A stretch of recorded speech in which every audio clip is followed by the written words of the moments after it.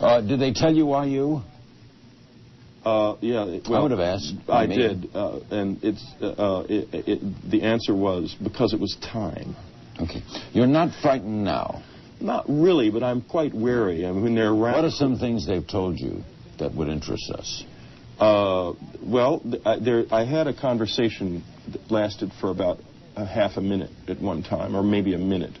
And one of the most interesting things they said is, I asked them where they were from, and they said everywhere, so we shifted to what's the Earth? I mean, on the theory that they weren't going to tell me much about themselves. And the answer was interesting. The answer was, it's a school, which actually tallies in with most of our own religious traditions all over the world.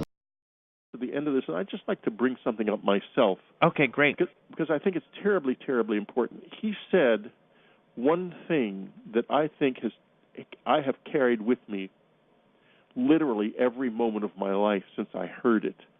I asked him what sin was, and he said denial of the right to thrive. I think that is the finest, most illuminating, most helpful definition of what it is to do wrong that I have ever heard. And if you think about that in terms of yourself and those around you, you can have just a seismic change in your whole ethical outlook. And you begin to understand the place that you actually occupy in the world, because the contrapositive of that is goodness is encouragement of the right to thrive. Mm-hmm. And you begin to think, how can I help him? How can I help her? Not only how can I avoid denying them the right to thrive, but how can I proactively find in my relationship with X a point that will enable them to thrive? And this is the kind of compassion that the Master of the Key was talking about. Extraordinary energy there. Yeah. Extraordinary. Taken to an area where they initially, it was a tall gray again, and I knew I had a little bit of liberty when the same tall gray that's been over and over, that he will answer certain things.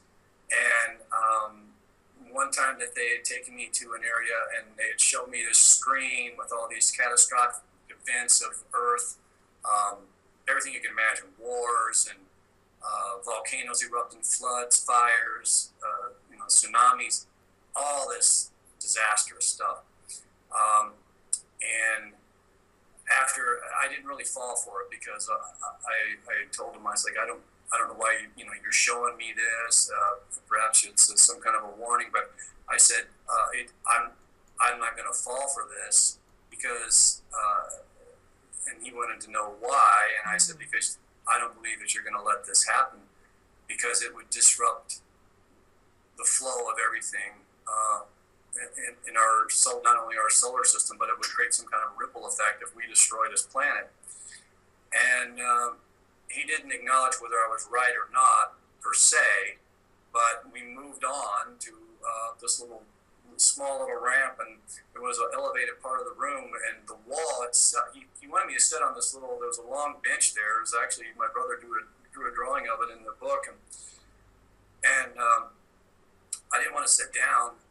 First of all, it was uncomfortable for me because I'm pretty tall, and it was tiny. And I said, we were standing, like I was facing him by this wall and on this little platform area, and I asked permission to ask him a question, and he agreed that I could ask the question. And I knew, well, it depends on what question that I'm going to ask, what he may or may not answer, because it's happened before. And the thing that has always been my main curiosity was, who is their God? I heard, yeah. And so I asked him that. And without hesitation, he says, we are all one with the one who is all. And I was so floored, by by his reply and the simplicity of it, but also how profound that it was, that I couldn't even like follow up. I was like, wow, he just like said it all.